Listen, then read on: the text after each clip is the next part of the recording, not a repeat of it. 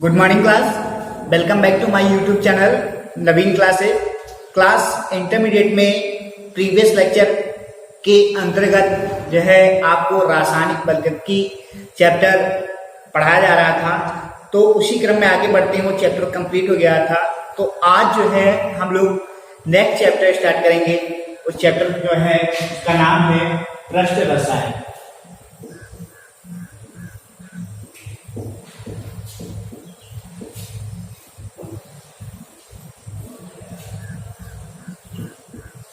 Surface chemistry.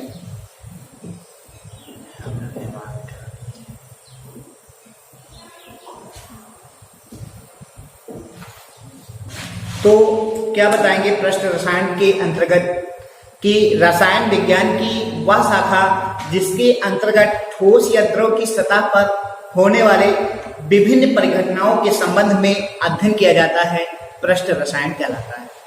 एक बार फिर से रिवाइज कर दे रहे हैं। क्या बताएंगे कि रसायन विज्ञान की वह शाखा जिसके अंतर्गत ठोस या द्रव की सतह पर होने वाले विभिन्न परिघटनाओं के संबंध में अध्ययन किए जाते हैं, क्या कहलाते हैं? पृष्ठ रसायन कहलाते हैं या पृष्ठ रसायन कहलाता है। तो बात समझ में आ गई होगी कि पृष्ठ रसायन क्या होता है।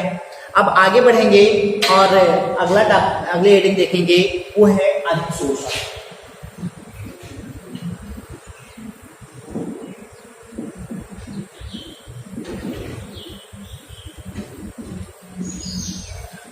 अधिशोषण के अंतर्गत आप बताएंगे कि अधिशोषण जो शब्द है इसका प्रयोग सर्वप्रथम एक वैज्ञानिक थे जिनका नाम था कैसर। तो बताएंगे कि अधिशोषण शब्द का प्रयोग जो है कैसर नामक वैज्ञानिक ने किया था।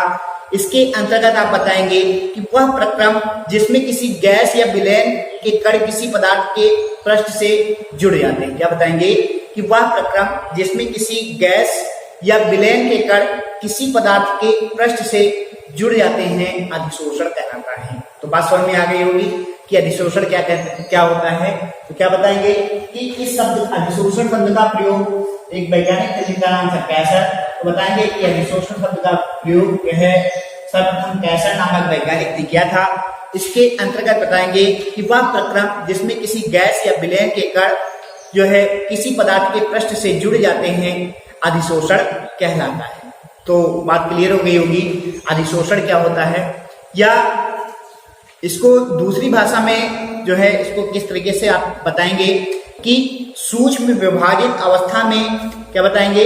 सूक्ष्म विभाजित अवस्था में किसी ठोस अथवा द्रव की सतह पर किसी पदार्थ के कणों का जुड़ना। क्या बताएंगे? सूक्ष्म विभाजित अवस्था में किसी ठोस या द्रव पर जो है द्रव की सतह पर जो है किसी पदार्थ के कणों का जो है जुड़ना क्या कहलाता है? अधिशोषण कहलाता है। तो इस तरीके से अधिशोषण के बारे में आपको बताया गया।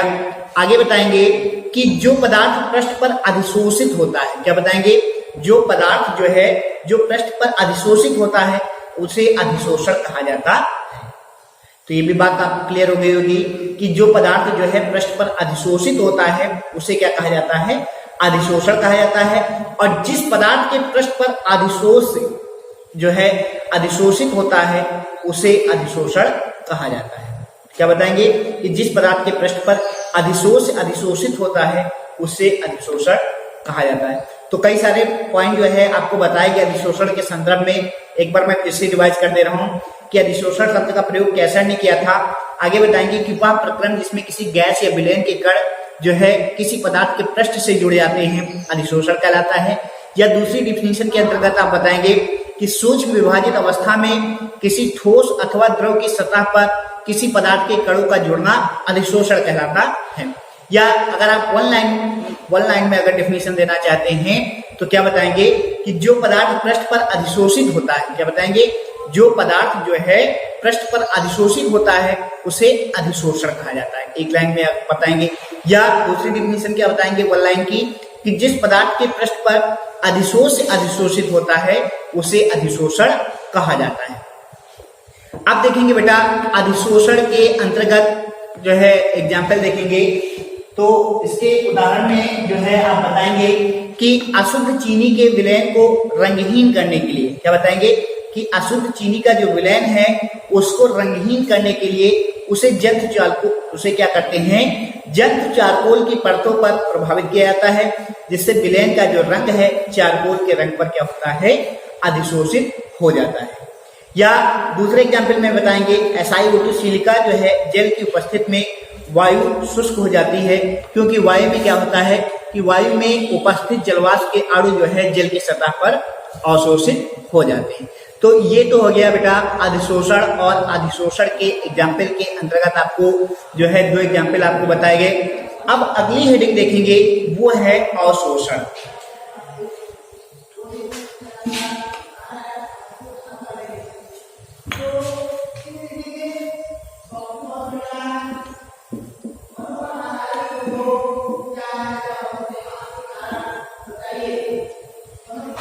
मोस्टली चैप्टर थ्योरी पैटर्न पे है, तो आप जो है लैंग्वेज को अच्छे से पकड़ेंगे कि क्या बताया जा रहा है किस डिफिनीशन के अंतर्गत। तो अगली हेडिंग है बेटा अवशोषण।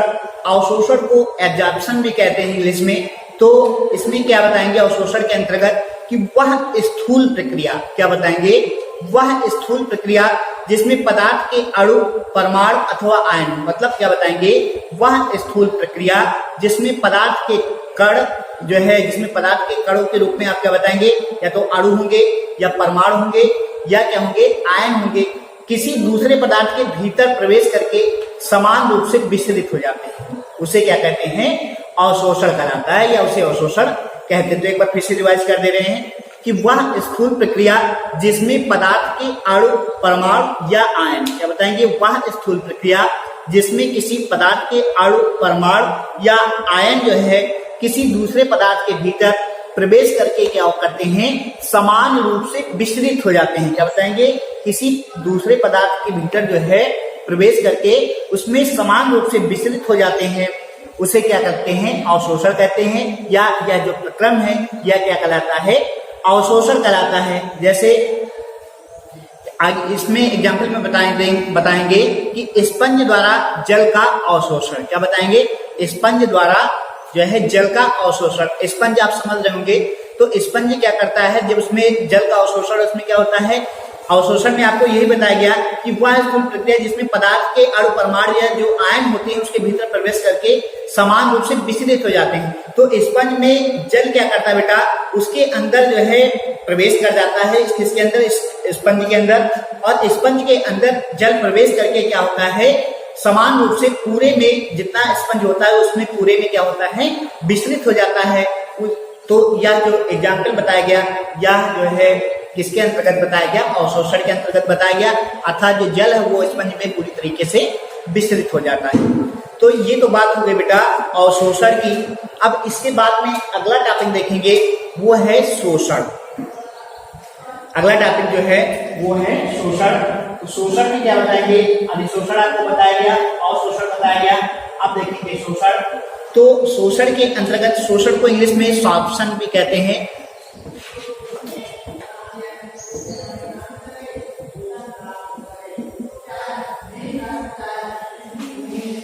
तो शोषण में क्या बताएंगे कि वह प्रक्रम जिसमें अधिशोषण व अवशोषण, क्या बताएंगे कि वह प्रक्रम जिसमें अधिशोषण व अवशोषण, मतलब दोनों प्रक्रियाएं जो आपको बताया गया, अधिशोषण और अवशोषण, तो बताएंगे वह प्रक्रम जिसमें अधिशोषण व अवशोषण प्रक्रियाएं एक साथ संपन्न होती हैं, शोषण कहलाता है। तो बात समझ में आ गई होगी, शोषण किसे कहते हैं कि वह प्रक्रम जिसमें अधिशोषण और अवशोषण दोनों प्रक्रियाएं एक साथ में होती हैं, संपन्न होती हैं, शोषण कहलाता है। आगे बताएंगे कि इस प्रक्रिया में प्रारंभिक तीव्र अधिशोषण के पश्चात मंद अवशोषण होता है। क्या बताएंगे, इस प्रक्रिया में जो है प्रारंभिक तीव्र अधिशोषण के पश्चात, सबसे पहले क्या होता है, अधिशोषण होता है। तो अधिशोषण की क्रिया होती है तो वो प्रारंभ में क्या होती है, बहुत ही ज्यादा तीव्र होती है, तीव्र गति से होती है। उसके पश्चात क्या होता है बेटा, मंद रूप से अवशोषण होता है। तो आगे बताएंगे कि स्याही में कॉटन को जो है डुबोने पर काटन द्वारा स्याही का शोषण होता है। क्या बताएंगे कि स्याही में जो क्या करेंगे कि स्याही में काटन को डुबोते हैं तो क्या होता है कि काटन द्वारा स्याही का शोषण होता है, मतलब उसमें अधिशोषण और अवशोषण दोनों प्रक्रियाएं एक साथ में चलती हैं। कब? जब हम क्या करते हैं कि स्याही में काटन को डुबोते हैं। तो बात हो गई शोषण की। अब देखेंगे कि जो है अधिशोषण और अवशोषण में अंतर। तो आपको अधिशोषण पढ़ाया गया, अवशोषण पढ़ाया गया और शोषण पढ़ाया गया। अब हम देखेंगे कि अधिशोषण और अवशोषण में क्या डिफरेंस होता है।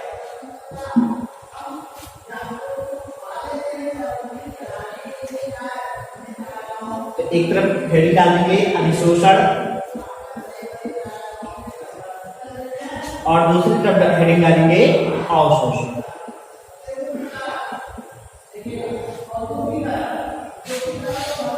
अब अधिशोषण के अंतर्गत आप बताएंगे कि यह एक पृष्ठीय परिघटना है। जो अधिशोषण में आपको बताया गया था कि जो है वह प्रकरण जिसमें किसी गैस या विलयन के कण जो है किसी पदार्थ के पृष्ठ से जुड़ जाते हैं।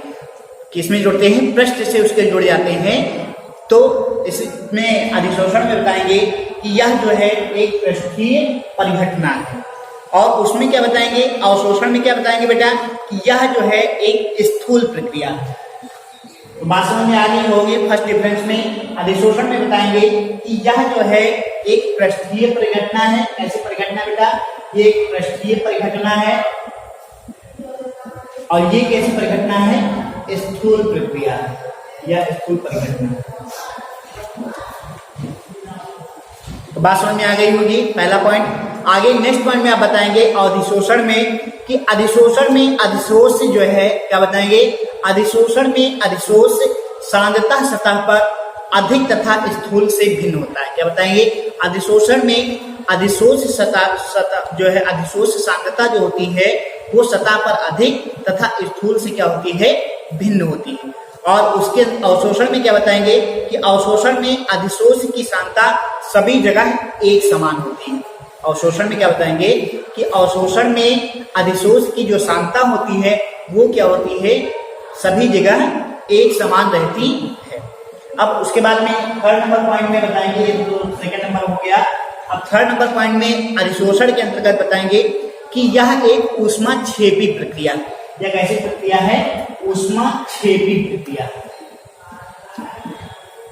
और जो अवशोषण है तो अवशोषण में बताएंगे कि इसमें कोई सार्थक ऊष्मा परिवर्तन नहीं होता है। अवशोषण में क्या बताएंगे कि इसमें जो है कोई सार्थक ऊष्मा परिवर्तन नहीं होता है। उसके बाद में नेक्स्ट नंबर 4 नंबर पॉइंट में आप बताएंगे अधिशोषण के अंतर्गत कि यह एक उत्क्रमणीय प्रक्रिया है। क्या बताएंगे कि अधिशोषण जो है ये क्या है? एक उत्क्रमणीय अभिक्रिया है। आप उत्क्रमणीय और अनुक्रमणीय अभिक्रिया के बारे में आप जानते होंगे। तो क्या बताएंगे कि अधिशोषण जो है ये एक उत्क्रमणीय अभिक्रिया है और जो अवशोषण है ये जो है बेटा ये अनुत्क्रमणीय अभिक्रिया है। तो ये जो है चौथा अंतर बताया गया आपको कि अधिशोषण उत्क्रमणीय अभिक्रिया है और जो अवशोषण है वो अनुत्क्रमणीय अभिक्रिया है। इसके बाद में नेक्स्ट पॉइंट में बताएंगे थर्ड नंबर पॉइंट में कि यह ताप और दाब पर निर्भर करता है। क्या बताएंगे? जो अधिशोषण है वो क्या होता है बेटा? ये ताप और दाब दोनों पर क्या होता है? निर्भर करता है।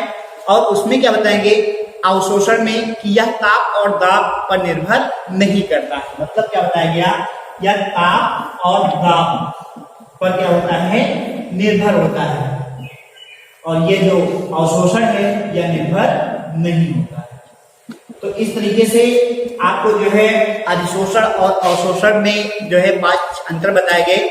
बहुत ही इंपॉर्टेंट टॉपिक है अधिशोषण और अवशोषण में अंतर। कई बार एग्जाम में पूछा गया है तो आप अच्छे से इसको तैयार कर लेंगे। तो जो है आज के चैप्टर में बस इतना ही। आगे नेक्स्ट डे नेक्स्ट टॉपिक आपको पढ़ाया जाएगा। Thank you class.